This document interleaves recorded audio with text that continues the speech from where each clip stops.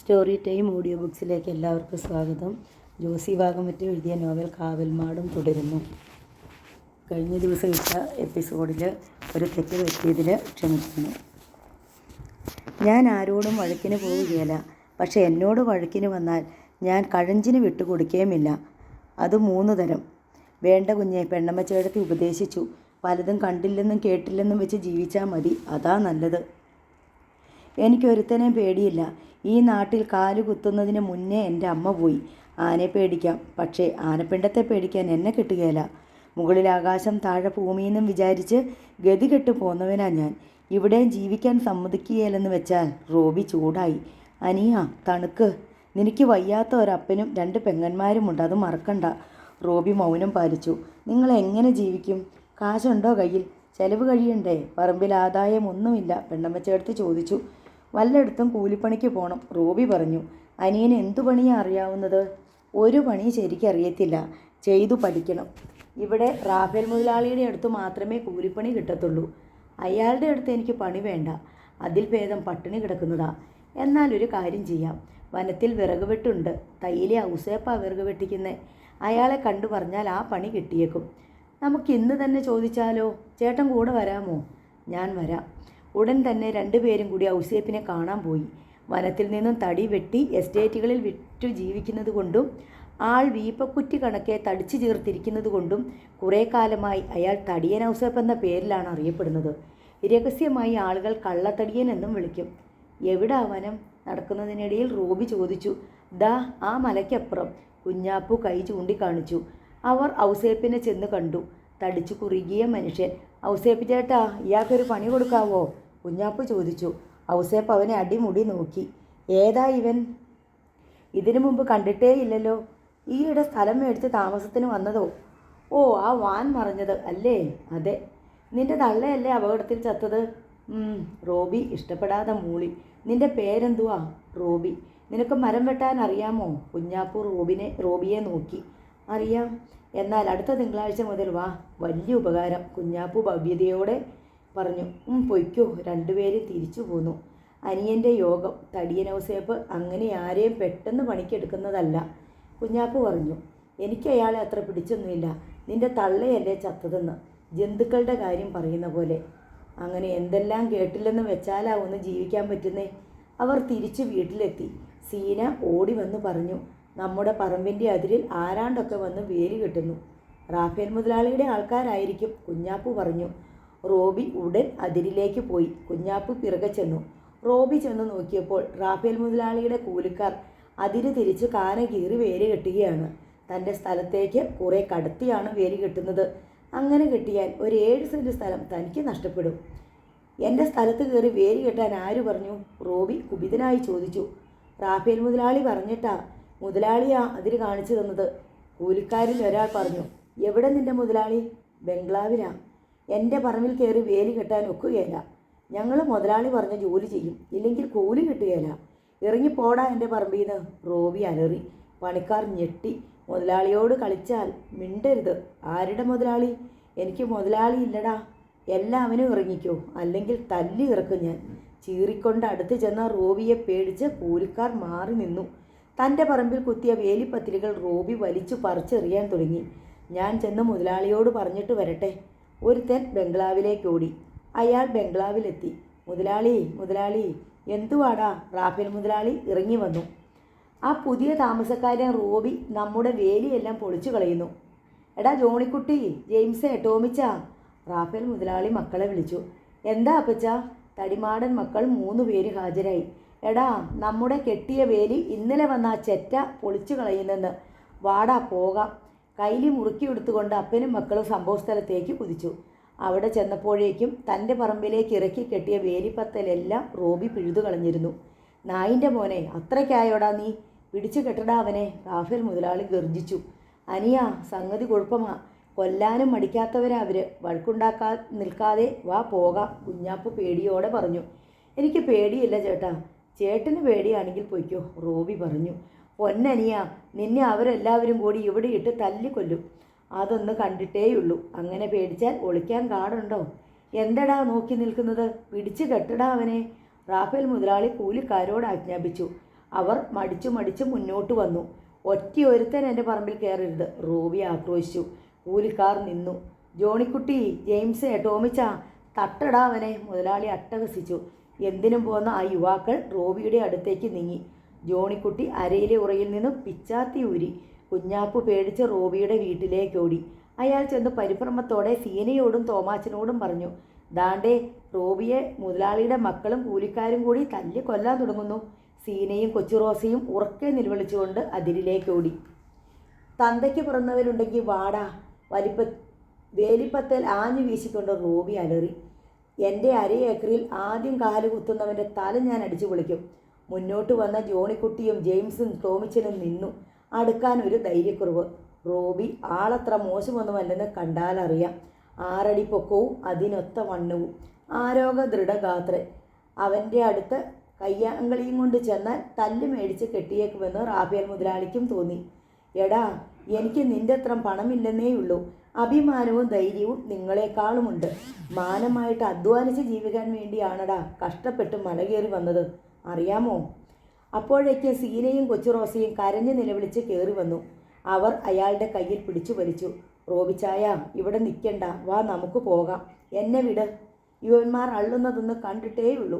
പോക്കൃത്തരം കാണിച്ചതും പോരാ, മെക്കിട്ട് കയറാനും വന്നിരിക്കുന്നു. റോബിച്ചായ, വരാനല്ലേ പറഞ്ഞത്? വരാൻ. പെൺകുട്ടികൾ 2 പേരും അയാളുടെ കൈ പിടിച്ച് വലിച്ച് താഴേക്ക് കൊണ്ടുപോയി. കേട്ടോടാ, എൻ്റെ പറമ്പിൽ വേലി കെട്ടിയാൽ പിറ്റേ ദിവസം ഞാനത് വലിച്ച് ആറ്റിലെറിയും. മതിയെന്ന് റോബിച്ചായ, ദൈവത്തെ ഓർത്തൊന്ന് മതിയാക്ക്. സീന പേടിച്ച് ഏങ്ങലടിച്ച് കരഞ്ഞു. പെൺകുട്ടികൾ 2 പേരും അയാളെ വലിച്ച് വീട്ടിലെത്തിച്ചു. തോമാച്ചൻ ഏന്തി വലിഞ്ഞ് മുറ്റത്ത് വന്ന് നോക്കിയിരിപ്പുണ്ടായിരുന്നു. എന്താ മോനെ അവിടെ, എന്തിനാ വഴക്ക്? അവന്മാർ നമ്മുടെ പറമ്പ് കയ്യേറിയെന്നേ. അത് പറ്റുകയില്ലെന്ന് പറഞ്ഞതേയുള്ളൂ. പത്തലും കത്തിയും കൊണ്ടാണോ അതിന് പരിഹാരമുണ്ടാക്കുന്നത്? തല്ലാൻ വന്നാൽ തിരിച്ചു തല്ലണം. ഇന്നവർ പറമ്പ് കയ്യേറിയതേയുള്ളൂ. നമ്മൾ പേടിച്ച് നിന്നാൽ നാളെ അവരെ വീട് കയ്യേറും, റോബി പറഞ്ഞു. എന്നാലും വന്നപ്പോഴേ വഴക്കുണ്ടാക്കണ്ടായിരുന്നു. അവരെല്ലാം കൂടി തല്ലിക്കൊന്നാൽ നിൻ്റെ അപ്പനും പെങ്ങന്മാർക്കും ആരുണ്ട്? കുഞ്ഞാപ്പു ചോദിച്ചു. ഞാൻ ചത്താലും ഇവരൊക്കെ ജീവിക്കും ചേട്ടാ. അമ്മയില്ലാതെ ഒരു ജീവിതമില്ലെന്ന് കരുതിയവരാ ഞങ്ങൾ. അമ്മ മരിച്ചിട്ടും ഞങ്ങൾ ജീവിക്കുന്നില്ലേ? ആർക്കും മിണ്ടാട്ടമില്ല. റോബി പോയി കഴിഞ്ഞപ്പോൾ റാഫേൽ മുതലാളി തൻ്റെ മക്കളോട് കയർത്തു. നിന്നെയൊക്കെ എന്തിനു കൊള്ളാമടാ, ചക്കപ്പുഴുക്ക് തിന്നാനല്ലാതെ. അപ്പച്ചാ, അതിന് ഞങ്ങളവനെ കൈകാര്യം ചെയ്യാൻ വരുമ്പോഴപ്പോഴേക്കും അവൻ പോയില്ലേ? ജോണിക്കുട്ടി പറഞ്ഞു. പോയില്ലെങ്കിൽ നിങ്ങൾ അള്ളിയനെ വരണ്ട് നിൽക്കുന്നത് ഞാൻ കണ്ടതല്ലേ. അവനെ തല്ലിയിട്ടേ ഞങ്ങൾ പോകുന്നുള്ളൂ.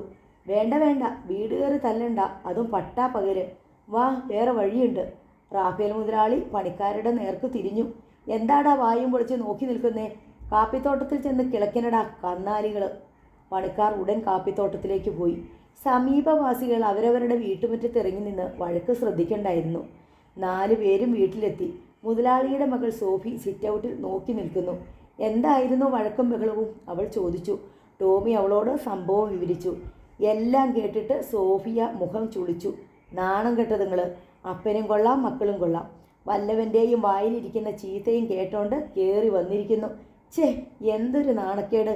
ഇന്നലെ ഈ കരയിൽ തെണ്ടിക്കേറി വന്ന ഒരു ചെറ്റ കല്ലറക്കൽ മുതലാളിയെ മക്കളെ ചീത്ത വിളിച്ചത് നാട്ടുകാരെല്ലാം കേട്ടില്ലേ? അവൻ്റെ തല്ലും കൂടി വാങ്ങിച്ചുകൊണ്ട് പോരാഞ്ഞത് ഭാഗ്യം.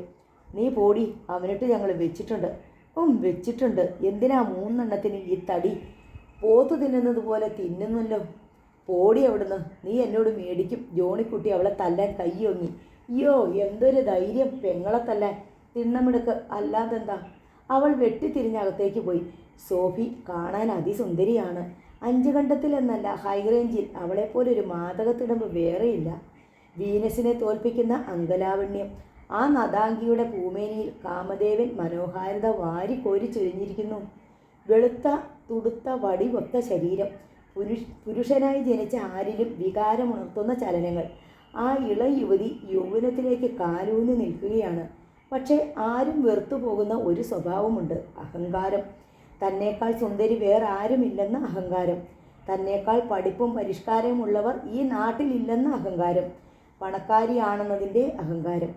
3 ആങ്ങളമാർക്ക് ഒരേയൊരു പെങ്ങളും മാതാപിതാക്കൾക്ക് ഒരേയൊരു മകളും. അതുകൊണ്ട് കുട്ടിക്കാലം മുതലേ കൊഞ്ചിച്ചു വഷളാക്കി അവളുടെ ഏതാഗ്രഹവും സാധിച്ചു കൊടുത്തു. 20 വയസ്സേയുള്ളൂ അവൾക്ക്. BA വരെ പഠിച്ചു. പഠിച്ചിരുന്ന കാലത്ത് ഒരുപാട് കാമുകന്മാരുണ്ടായിരുന്നു. വളരെ പേർ അവളെ കൊതിച്ചു. എല്ലാവരെയും അവൾ തൻ്റെ മനം മയക്കുന്ന ചിരി കൊണ്ടും മധുരമധുരമായ വാക്കുകൾ കൊണ്ടും തൃപ്തിപ്പെടുത്തി. പ്രേമലേഖനം വേണ്ടവർക്ക് അവൾ അത് കൊടുത്തു. എന്നാൽ പരിധി വിട്ട് ആരെയും അവൾ അടുപ്പിച്ചില്ല. തൻ്റെ സൗന്ദര്യത്തിൽ മതിമറന്ന് പിറകെ നടക്കുന്ന പൂവാലന്മാരോട് അവൾക്ക് വെറുപ്പായിരുന്നു. 5 ഘട്ടത്തിലെ പാവങ്ങളും നിരക്ഷരരുമായ മനുഷ്യരെ സോഫിക്ക് കണ്ടുകൂടാ. എല്ലാവരോടും പുച്ഛമാണവൾക്ക്. സ്വീകരണമുറിയിൽ ഇന്ന് അപ്പനും മക്കളും കൂടി ഗൂഢാലോചന നടത്തി. റോബിയെ ഇന്നാട്ടിൽ നിന്ന് പറപ്പിക്കണം. അവൻ വേലി പൊളിച്ചതിനും ചീത്ത വിളിച്ചതിനും പകരം വീട്ടണം. റാണി സിറ്റിയിൽ പോകാൻ അവൻ നമ്മുടെ വീടിൻ്റെ മുമ്പിലൂടെ വരുമല്ലോ, അപ്പോൾ വേണം തല്ലാൻ, റാഫേൽ മുതലാളി പറഞ്ഞു. നമ്മുടെ കൈയും കാലും തല്ലിയൊടിച്ച് റാണി സിറ്റിയിലെ പ്ലാവിൻ കെട്ടിയിടണം നാട്ടുകാർക്ക് കാണാൻ, ടോമി പറഞ്ഞു.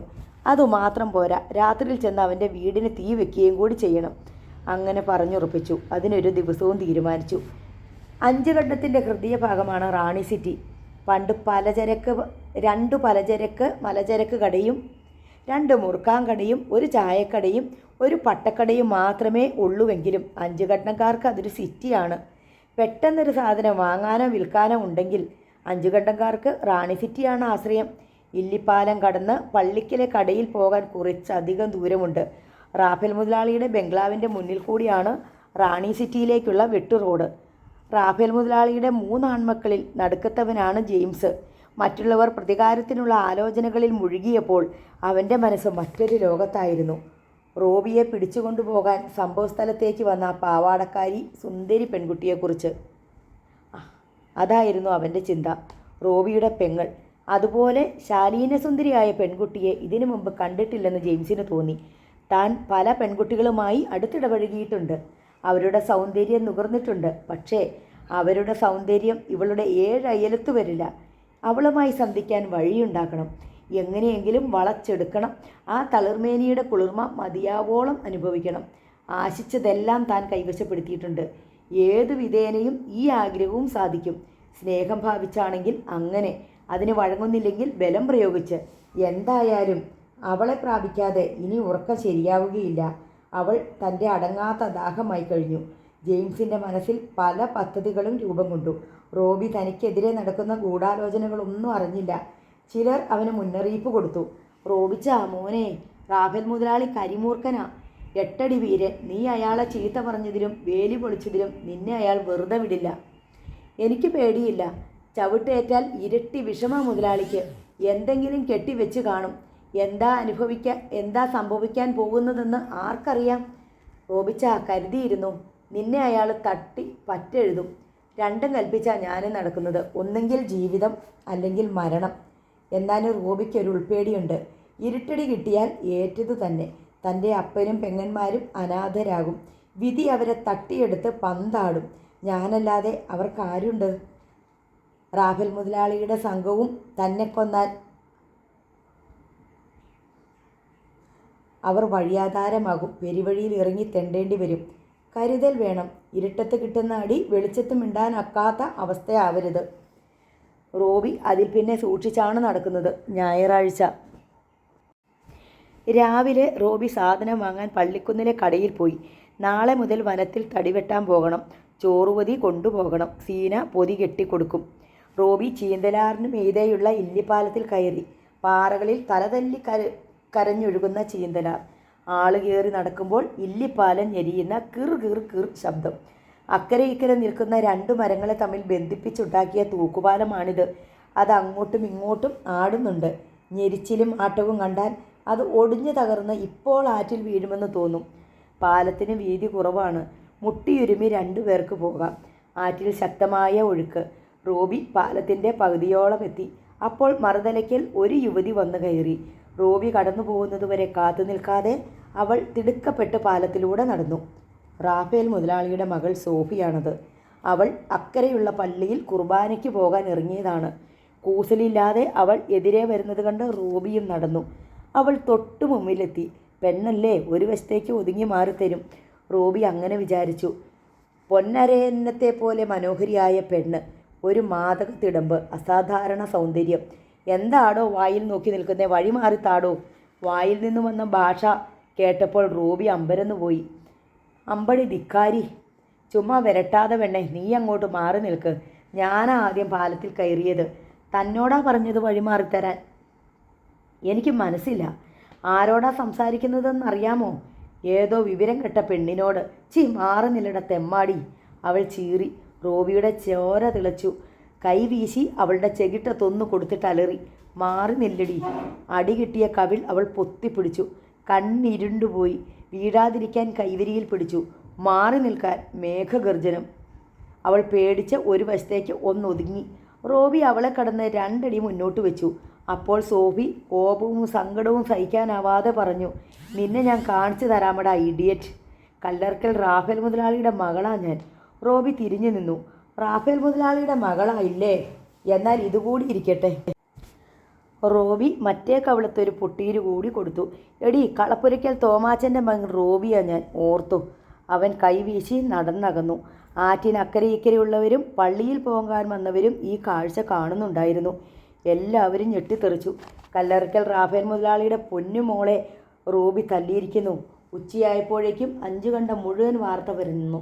അറിഞ്ഞ ഉടനെ കുഞ്ഞാപ്പു ഓടിയെത്തി. അനിയ, അപ്പനെയും പെങ്ങന്മാരെയും കൂട്ടി വേഗം സ്ഥലം വിട്ടു. റാഫേൽ മുതലാളി നിങ്ങളെ 4നെ നിരത്തി നിർത്തി വെടിവെച്ച് കൊല്ലും. കൊല്ലട്ടെ ചേട്ടാ, ചേട്ടൻ എന്തിനാ പേടിക്കുന്നേ? മരിക്കുമ്പോൾ ഒരാണിനെ പോലെ എനിക്ക് മരിക്കണം. ധീരതയോടെ മരിക്കണം. നീ ചെയ്തത് ഭയങ്കര കടുങ്കൈയായിപ്പോയി. എൻ്റെ കർത്താവേ, ഇനി എന്തൊക്കെയാണോ സംഭവിക്കാൻ പോകുന്നത്? കുഞ്ഞാപ്പു നിലവിളിച്ചു. സീനയും കൊച്ചുറോസയും പേടിച്ച് വിറച്ചിരുന്നു. അവർ റോബിയെ പുറത്തിറങ്ങാൻ സമ്മതിച്ചില്ല. തോമാച്ചനും പേടി കൊണ്ട് മിണ്ടാട്ടമില്ലാതായി. 5 കണ്ടത്തിലെല്ലാം ഇതുതന്നെയായിരുന്നു സംസാരം. റോബി സോഫിയെ തല്ലി. റാഫേൽ മുതലാളി എങ്ങനെ പകരം വീട്ടും? പലർക്കും പല ഊഹമായിരുന്നു. വെടിവെച്ചു കൊല്ലും ഒരു കൂട്ടർ പറഞ്ഞു. ജീവനോടെ കുഴിച്ചു മൂടും. പേപ്പട്ടിയെപ്പോലെ തല്ലിക്കൊല്ലും. കുടുംബത്തെ മൊത്തം വീട്ടിലിട്ട് ചുട്ടുകരിക്കും. ഇങ്ങനെ പല ഊഹാപോഹങ്ങൾ. റോബി വൈകുന്നേരം റാണി സിറ്റിക്ക് പോകാൻ ഇറങ്ങി. സീനയും കൊച്ചുറോസയും അയാളെ തടഞ്ഞു. പോകല്ലേ റോബിച്ചായ, ഞങ്ങളെ കൊലയ്ക്ക് കൊടുക്കല്ലേ. പേടിച്ച് കടുകുമണിക്കകത്തിരിക്കാൻ എന്നെ കിട്ടുകയില്ല. അവൻ റാണി സിറ്റിയിലേക്ക് നടന്നു. സിറ്റിയിലെത്തി ഒരു ചായ കുടിച്ചു. കൊച്ചുറോസയ്ക്ക് കൊടുക്കാൻ പരിപ്പുവട വാങ്ങി. പലചരക്ക് കടയിൽ നിന്നൊരു തേങ്ങയും 1/2 കിലോ തെരണ്ടിമീനും മേടിച്ചു. അവൻ വീട്ടിലേക്ക് പോകാനൊരുങ്ങി.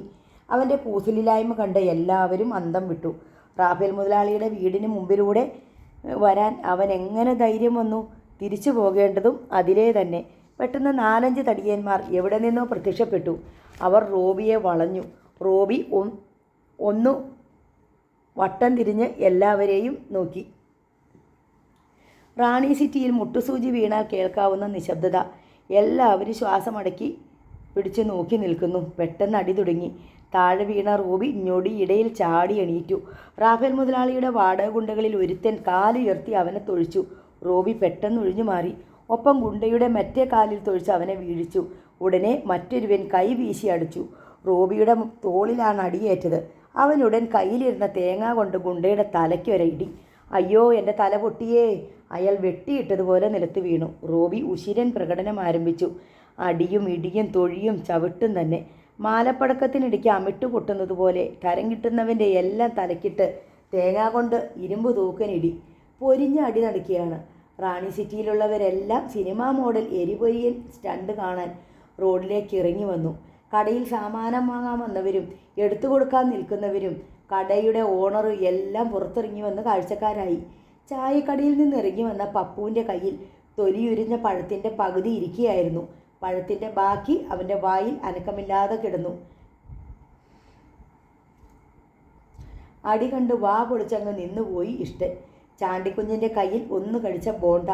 റോബി ഇടിക്കുന്നത് കണ്ട് ആവേശം കൊണ്ട് കൈവീശിയ തൊമ്മിയുടെ കയ്യിലുണ്ടായിരുന്ന ചായ തൂവി അടുത്തുള്ളയാളുടെ ദേഹത്തെല്ലാം വീണു. അങ്ങനെ കൊടുക്കടാ, ഇടിച്ച് സൂപ്പാക്കടാ, ഹായ് ഊക്കനടി. ചിലർ ആവേശം കൊണ്ടും കൈയോങ്ങി പുലമ്പി. കൊടുക്കവനിട്ട്, അടി മുറുകുകയാണ്. ഗുണ്ടകൾ പരസ്പരം എരികേറ്റി വിളിച്ചലറി. തട്ടടാ, കുത്തി മനത്തടാ. പക്ഷെ റോബി ഒട്ടും വിട്ടുകൊടുക്കുന്നില്ല. ഇടയ്ക്കിടെ 1ഉം 2ഉം വീതം അവനിട്ടും കിട്ടുന്നുണ്ട്. ബംഗ്ലാവിൻ്റെ ടെറസിലിരുന്ന് അടി കണ്ട് രസിക്കുകയാണ് റാഫേൽ മുതലാളിയും മക്കളും. റോബി അടിച്ചടിച്ച് കയറുകയാണെന്ന് കണ്ടപ്പോൾ അവർക്ക് ഉത്കണ്ഠയായി. അവർ സംഘടന രംഗത്ത് തന്നെ കണ്ണു നട്ടു. റോബി അടികൊണ്ട് വീണ് പൊളയുന്നത് കാണാൻ കൊതിച്ച് സോഫി ഏറ്റവും മുമ്പിൽ കയറി നിൽക്കുന്നു. അവൻ്റെ കാലും കൈയും തല്ലി ഒടിച്ച് പ്ലാവിൽ കെട്ടിയിട്ടിരിക്കുന്നത് അവൾക്ക് കാണണം. കത്തിയെടുത്ത് പൂസടാ, ജോണിക്കുട്ടി വിളിച്ചു പറഞ്ഞു. ഒരുത്തൻ കത്തിയെടുത്തു. റോബി തേങ്ങയ്ക്ക് അവൻ്റെ മൂക്കിൻ്റെ ലാക്ക് നോക്കി ഒറ്റയിടി. അയ്യോ! അവൻ വലിയ വായിൽ നിലവിളിച്ച് വീണു. പന്നികൾ, ശവന്തീനികൾ, വകയ്ക്ക് കൊള്ളാത്ത തെണ്ടികൾ. റാഫേൽ മുതലാളി കോപം കൊണ്ട് വിറച്ചു. മറ്റൊരു ഗുണ്ട ഒരു കരിങ്കല്ല് പൊക്കിയെടുത്ത് റോബിയെ ഇടിക്കാനൊരുങ്ങി. ഇത് നിനക്കിരിക്കട്ടെടാ. റോബി അവൻ്റെ തലമുണ്ട തേങ്ങയ്ക്ക് അടിച്ചു പൊട്ടിച്ചു. അവൻ നിലം പതിച്ചു. ഉടൻ മറ്റൊരുത്തൻ ചാടി വീണു. നീയും പിടിച്ചോടാ. അവനിട്ടും കൊടുത്തു ഒരു ഇരുമ്പ് തൂക്കൽ. അവനും നിലത്ത് വീണു. വേറൊരുത്തൻ റോബിയുടെ കാലിൽ പിടിച്ചു വലിച്ചിടാൻ ശ്രമിച്ചു. റോബി അവൻ്റെ തല കാലുകൾക്കിടയിൽ തിരുകി ക്ലിപ്പിട്ടൊരു പിടുത്തം. ഒറ്റ ഞെരിക്കൽ. അയ്യോ, എൻ്റെ കഴുത്തൊടിഞ്ഞേ! അവൻ അലറിക്കരഞ്ഞു. റോബി കാൽമുട്ടുകൊണ്ട് അവൻ്റെ പുറത്തു തന്നെ 4 താങ്ങ് താങ്ങി. ഇനി ഒരുത്തനും കൂടിയേ ശേഷിക്കുന്നുള്ളൂ.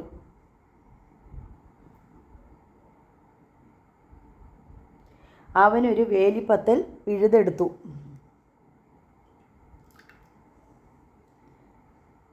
റോബിയെ അടിച്ചു. തലയ്ക്ക് നേരെ പത്തൽ ആഞ്ഞു വീശുകയാണ്. 2-3 അടിയിൽ നിന്ന് റോബി ഒഴിഞ്ഞു മാറി. പിറകോട്ട് ചുവട് വെച്ച് നടന്ന അവൻ കല്ലിൽ തട്ടി വീണു. എഴുന്നേൽക്കാൻ കഴിയും മുമ്പേ ഗുണ്ട പത്തലുമായി വന്നു നിന്നു. റാഫേൽ മുതലാളിയെ നീ തെറി പറയുമല്ലേടാ? നിലം പറ്റേ അടി. റോബി ഉരുണ്ടുമാറി പത്തൽ നിലത്താഞ്ഞു പതിച്ചു. ഗുണ്ട വീണ്ടും പത്തൽ ഉയർത്തി. റാഫേൽ മുതലാളിയുടെ മകളെ നീ തല്ലുവല്ലേടാ? റോബി പിന്നെയും ഒഴിഞ്ഞു മാറി. കല്ലിലാഞ്ഞു പതിച്ച പത്തൽ 2ആയി ഒടിഞ്ഞു. റോബി കിടന്ന കിടപ്പിൽ കാല് പൊക്കി അവൻ്റെ നാഭിക്ക് താഴെ ഒരൊറ്റ തൊഴി. അയ്യോ അമ്മേ! അയാൾ ഉറക്കം നിലവിളിച്ചു. ഇന്നാ പിടിച്ചോടാ. റോബി തേങ്ങ കൊണ്ട് അവൻ്റെ നെറ്റിയിൽ ആഞ്ഞൊരടി. തേങ്ങ 2ആയി ഉടഞ്ഞു പിളർന്നു. ഗുണ്ടയുടെ മുഖത്തും വായിലുമെല്ലാം തേങ്ങാവെള്ളം ചിതറി വീണു. റോബി എഴുന്നേറ്റു. ഗുണ്ടകളെല്ലാം നിലംപരിശായി കഴിഞ്ഞു. അവൻ 4 പാട് ഒരു സിംഹാവലോകനം നടത്തി. അത്ഭുതം കൊണ്ട് അന്തം വിട്ട് അവനെ തന്നെ നോക്കി നിൽക്കുകയാണ് റാണി സിറ്റിയിലുള്ളവർ.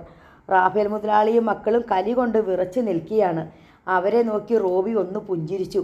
എന്നിട്ട് കയ്യും വീശി വീട്ടിലേക്ക് നടന്നു. അവനാണത് ഡബിൾ ചങ്ക അവനാണ് ഡബിൾ ചങ്കായിരിക്കും, പപ്പു പറഞ്ഞു. തന്തയ്ക്ക് പിറന്നവനാ. 6 എണ്ണത്തിനെയല്ലേ ഒറ്റയ്ക്ക് നിന്ന് അടിച്ച് പുല്ലുകഞ്ഞി കുടിപ്പിച്ചത്? തൊമ്മി അഭിപ്രായപ്പെട്ടു. 6 കരിമുട്ടന്മാരോട് തല്ലി നേടണേൽ തന്തയ്ക്ക് പിറന്നാൽ മാത്രം പോരാ. തള്ളയുടെ മുലപ്പാലിമ്മിണി കുടിച്ചവനാവൻ, ചാണ്ടിക്കുഞ്ഞു പറഞ്ഞു. റാഫേൽ മുതലാളി കോപവും അപമാനവും സഹിക്കവയ്യാതെ അമറി. അവന്മാരെ 6നെ ഇനി മേലെൻ്റെ കണ്ണും വെട്ടത്ത് കണ്ടുപോകരുത്. തീട്ടന്തീനികൾ, കോടിച്ചിപ്പട്ടികൾ. റാഫേൽ മുതലാളി ടെറസ് ചവിട്ടി കുലുക്കി നടന്ന് പോയി. അയാളുടെ 3 ആൺമക്കൾ പിന്നാലെയും. സോഫി മാത്രം ടെറസിൽ നിന്നു. റോബി നടന്നു പോകുന്നത് നോക്കി നിൽക്കുകയാണവൾ. അതാ പോകുന്നു അവൻ. തല ഉയർത്തി നെഞ്ചു വിരിച്ച് കൈ വീശി കൊലകൊമ്പനെ പോലെ അവൻ നിർഭയം നടന്നു നീങ്ങുന്നു. ഒരു തരം ആരാധനയോടെ അവൾ നോക്കി നിന്നു. അവൻ കണ്ണിൽ നിന്നും മറയുന്നത് വരെ. ഇവനാണ് പുരുഷൻ, മനസ്സിൽ അവൾ മന്ത്രിച്ചു. റോബി വീട്ടിലെത്തി. സീനയും കൊച്ചു റോസയും വീട്ടുമുറ്റത്ത് നിൽക്കുന്നു. അവൻ ഓടിച്ചെന്നു. റോബിച്ചായ! സീന തേങ്ങി. അവൻ്റെ ദേഹത്തെ പരിക്കുകൾ അവൾ കണ്ടു. പലയിടത്തും ചതവ്. മുഖത്ത് ചോര കിനിഞ്ഞിട്ടുണ്ട്. ഷർട്ടും മുണ്ടും മുഷിഞ്ഞ് ചുളുങ്ങി. വഴക്കുണ്ടായോ റോബിച്ചായ? മരം വെട്ടുന്നത് പോലെയും തടി അറുക്കുന്നത് പോലെയുമുള്ള ഒച്ച. അവർ മരം വെട്ടാനുള്ളിടത്തെത്തി. കൈലി അഴിച്ച് അതിനുള്ളിൽ ചോറുപൊതി വെച്ച് മരപ്പൊത്തിൽ തിരുകി തോർത്തുടുത്തു. കൈകാലുകളിൽ അട്ട കയറാതിരിക്കാൻ പുകയില നീര് തേച്ച് പിടിപ്പിച്ചു. മരം വെട്ടു തുടങ്ങി. എനിക്ക് നല്ലപോലെ അറിയത്തില്ല, സഹായിക്കണേ. റോബി ജോസുകുട്ടിയോട് ചെവിയിൽ പറഞ്ഞു. അതൊന്നും സാരമില്ല, ഒറ്റ ദിവസം കൊണ്ട് പഠിക്കാവുന്നതേയുള്ളൂ. അവൻ ജോസുകുട്ടിയുടെ കൂടെ നിന്നു. മരങ്ങളിൽ കോടാലി ആഞ്ഞു പതിച്ചു. വലിയ ശബ്ദത്തോടെ മരങ്ങൾ മറിഞ്ഞു വീണു. കമ്പ് മുറിക്കടാ, ആപ്പ് വെച്ച് തടി കീറടാ. തടിയൻ ഔസേപ്പ് ആജ്ഞകളുമായി എല്ലായിടത്തുമുണ്ട്. ഒരിടത്ത് മരം മുറിച്ചിടുന്നു, മറ്റൊരു കൂട്ടർ കൊമ്പും ചീരങ്ങളും മുറിച്ചു മാറ്റുന്നു, വേറൊരു കൂട്ടർ കൃത്യമായ നീളത്തിൽ തടി മുറിച്ച് കട്ടൻസാക്കുന്നു, ഇനിയൊരു കൂട്ടർ ആപ്പ് വെച്ച് തടി പിളർന്നിടുന്നു, ബാക്കിയുള്ളവർ അത് 2ഓ 4ഓ ആയി മഴുകൊണ്ട് വെട്ടിക്കീറുന്നു. 2 ആഴ്ച കൊണ്ട് തടികൾ വെട്ടിക്കീറി വിറക് സംഭരിക്കും.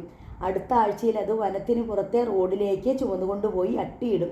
എസ്റ്റേറ്റുകളിൽ നിന്നും വിറകെടുക്കാൻ ലോറി വരുമ്പോൾ ലോഡ് ചെയ്ത് കൊടുക്കണം. ഉച്ചയായി. എല്ലാവരും കാട്ടരുവിക്കരയിൽ ചോറുണ്ണാനിരുന്നു. പാറകളിൽ അടുത്തടുത്താണിരിപ്പ്. നിന്റെ കൂട്ടാൻ എന്തുവാ? ജോസുകുട്ടി ചോദിച്ചു. ചമ്മന്തിയും തോരനും. താ. റോബി കുറച്ചെടുത്തു കൊടുത്തു. പകരം ജോസുകുട്ടി ആറ്റുമീൻ പീര വെച്ചതും പാവയ്ക്കാത്തീയലും തിരിച്ചു നൽകി. എല്ലാവരും അങ്ങോട്ടും ഇങ്ങോട്ടും കറികൾ കൈമാറ്റം ചെയ്തു. അങ്ങനെയാണ് പതിവ്. 8-10 കൂട്ടം കറി കൂട്ടിയുള്ള ഊണ്. റോബിക്ക് ഈ ഐഡിയ ഇഷ്ടമായി. ഊണ് കഴിഞ്ഞ് വിശ്രമം. അത് കഴിഞ്ഞപ്പോൾ മരം വെട്ടിൻ്റെ ശബ്ദം കൊണ്ട് വനാന്തർഭാഗം മുഖരിതമായി. വൈകുന്നേരമായപ്പോഴേക്കും കോടാലി പിടിച്ച് റോബിയുടെ കൈവെള്ള പലയിടത്തും കുമളിച്ചു പൊട്ടി. അവിടം ചുട്ടുനീറി. പോരെങ്കിൽ കഠിനമായ ദേഹവേദനയും പിടിപെട്ടു. ആദ്യമായിട്ടാണ് ഇത്ര കഠിനമായി അധ്വാനിക്കുന്നത്. വൈകുന്നേരം അവർ മരം വെട്ട് നിർത്തി മടങ്ങി. കാട്ടിലൂടെ നീങ്ങിയ അവർ പെട്ടെന്നാണ് കാട്ടാനക്കൂട്ടത്തിൻ്റെ മുമ്പിൽ പെട്ടത്. ഒരു വഴക്കാളിക്കൂട്ടം. അവറ്റകൾ അലറി മുന്നോട്ട് കുതിച്ചു. ഓടിക്കോടാ! മത്തായി ഉറക്കെ വിളിച്ചു കൂവി. സംഘം നാലുപാട് ചിതറി ഓടി. റോബി എങ്ങോട്ടോടണമെന്നറിയാതെ സ്തംഭിച്ചു നിന്നു. കാട്ടാനക്കൂട്ടം കാട് നടുക്കി അലറിപ്പാഞ്ഞു വന്നു. റോബി എങ്ങോട്ടുമെന്നില്ലാതെ ഓടി. കാട്ടാനകൾ അവൻ്റെ തൊട്ടു പിന്നാലെ. റോബി ഏതെങ്കിലും മരത്തിൽ കയറിക്കോടാ! കുര്യാക്കോ വിളിച്ചു പറഞ്ഞു. ഇങ്ങനത്തെ വിധി വരുമോ? ആ കുടുംബം അഞ്ചുകണ്ടത്തിൽ വന്ന വഴിക്ക് തന്നെ വാൻ മറിഞ്ഞ് തള്ള മരിച്ചു. ഇപ്പോഴിതാ ചെറുപ്പക്കാരനെ ആന ചവിട്ടി കൊല്ലുകയും ചെയ്തു. ഇനി വയ്യാത്ത തന്തയ്ക്കും 2 പെൺപിള്ളേർക്കും ആരാ ഒരാശ്രയം? നേരാ, ആന ചവിട്ടിക്കൊന്നെന്ന് കേട്ടിട്ട് വിശ്വാസം വരുന്നില്ല. ഇന്ന് രാവിലെ ഞാൻ കണ്ടതല്ലേ, തലയെടുത്തു പിടിച്ച് നെഞ്ചു വിരിച്ച് കയ്യും വീശിയുള്ള ആ പോക്ക്. എന്തൊരു ആണത്തമായിരുന്നു! റാഫേൽ മുതലാളിയോട് പോലും വഴക്കിടാനുള്ള തൻ്റെ ഇടം കാണിച്ചില്ലേ? എന്നാ പറയാനാ, ആള് പോയില്ലേ? റാഫേൽ മുതലാളിക്കും മക്കൾക്കും സന്തോഷമായി കാണും, ദീനാമ പറഞ്ഞു. ആളുകൾക്കിടയിൽ ഇത് തന്നെയായിരുന്നു സംസാര വിഷയം. എനിക്ക് തോന്നുന്നത് ഇതിൽ റാഫേൽ മുതലാളിക്കും കയ്യുണ്ടെന്നാ, താന്നിക്കിലവറാൻ പറഞ്ഞു. വൈശാഖൻ മുതലാളി കാശ് കൊടുത്ത് മരംവെട്ടുകാരനെ കൊണ്ട് കൊല്ലിച്ചതാണെന്നിരിക്കും. ആനക്കൂട്ടം വന്നെന്നും ചവിട്ടിക്കൊന്നെന്നുമൊക്കെ പറയുന്നത് കള്ളത്തരം, പോക്കൃത്തരം പറയരുത് അവറാനെ. ജോസുകുട്ടി ചൂടായി. മരം വെട്ടുകാരാണെങ്കിലും ഞങ്ങളും മനുഷ്യരാ. മേശേരിൽ കുട്ടപ്പനും ഇറയത്ത് പാപ്പച്ചിയും കൂടി കുഞ്ഞൂഞ്ഞമ്മയുടെ വീട്ടിൽ ചെന്ന് വാറ്റുചാരായം വാങ്ങി കുടിച്ചു. കുട്ടപ്പനും പാപ്പച്ചിയും കഴിഞ്ഞയാഴ്ച കുടി നിർത്തിയെന്നല്ലേ പറഞ്ഞത്? കുഞ്ഞൂഞ്ഞമ്മ പരിഹാസച്ചിരിയോടെ ചോദിച്ചു. നിർത്തിയതാ, പക്ഷേങ്കിൽ ഇന്ന് നല്ലൊരു കൊച്ചൻ ചത്തില്ലേ, ആ റൂബി. അവൻ്റെ ദുഃഖം തീർക്കാനാ പാപ്പച്ചി അറിയിച്ചു. കുടിക്കാനൊരു കാരണമില്ലാതെ വിഷമിച്ചിരിക്കുമായിരുന്നു അല്ലേ? കുഞ്ഞൂഞ്ഞമ്മ വീണ്ടും കളിയാക്കി. ഏയ്, ഇന്നത്തേക്ക് മാത്രമേ ഉള്ളൂ, നാളെ മുതൽ തുള്ളി തൊടുകയില്ല, കുട്ടപ്പൻ പറഞ്ഞു. ഇങ്ങനെ എത്ര പേരുടെ നിർത്തലും തുടങ്ങലും കണ്ടതാ ഈ കുഞ്ഞൂഞ്ഞമ്മ. 200 മില്ലി കൂടെ, പാപ്പച്ചി പറഞ്ഞു. കുഞ്ഞൂഞ്ഞമ്മ ഗ്ലാസ്സിൽ ഒഴിച്ചു കൊടുത്തു. ബാറ്ററിയും അമോണിയും ഇട്ട് വാറ്റിയതായിരിക്കും ഈ വിഷം, കുട്ടപ്പൻ പറഞ്ഞു. വിഷമാണെങ്കിൽ കുടിക്കണ്ടല്ലോ, കുഞ്ഞൂഞ്ഞമ്മ ചൊടിച്ചു.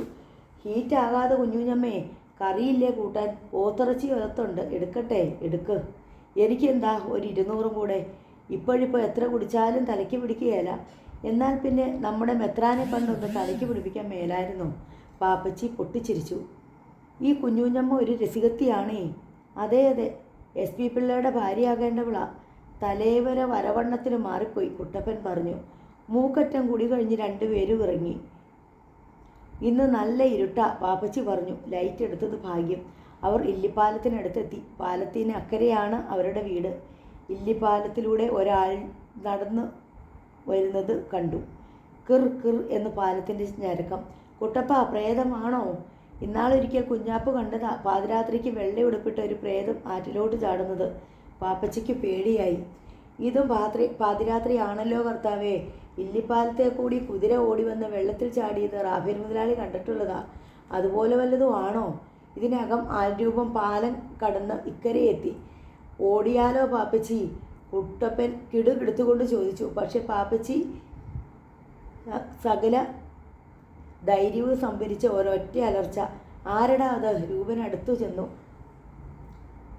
ആരാണെന്ന്? പാപ്പച്ചി ആഗതൻ്റെ മുഖത്തേക്ക് ലൈറ്റ് തെളിച്ചു.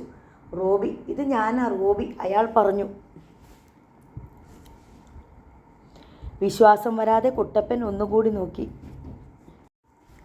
റോബി തന്നെ.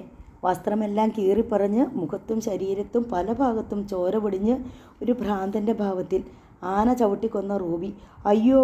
അലറിക്കൊണ്ട് പാപ്പച്ചി ഓടി. പുറകെ കുട്ടപ്പനെ കൂകി കരഞ്ഞുകൊണ്ട് പാഞ്ഞു. അയ്യോ, പ്രേതം, പ്രേതം വരുന്നേ! ചേട്ടന്മാരെ, ഞാൻ പ്രേതമല്ല, റൂബിയാ, റൂബി.